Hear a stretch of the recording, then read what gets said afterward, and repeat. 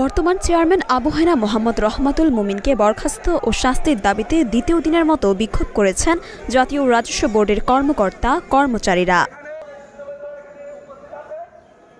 আজ সকাল থেকেই এনবিআরের প্রধান কার্যালয়ের সামনে বিভিন্ন ব্যানার নিয়ে কর্মকর্তা কর্মচারীদের বিক্ষোভ করতে দেখা গেছে। বিক্ষোভে চেয়ারম্যানকে বরখাস্ত করে আইনের আওতায় এনে শাস্তির দাবি করেছেন কর্মচারীরা।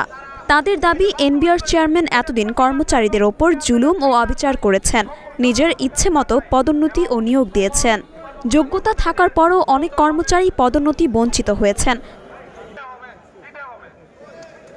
যদিও গতকাল থেকেই গুঞ্জন রয়েছে এনবিআর চেয়ারম্যান পদত্যাগ করেছেন, তবে এখনও অফিসিয়াল কোনো সূত্র বিষয়টি নিশ্চিত করেনি। সর্বশেষ গত ৬ আগস্ট এনবিআর চেয়ারম্যান অফিসে আসেন। মরিয়ম মিম, ঢাকা পোস্ট।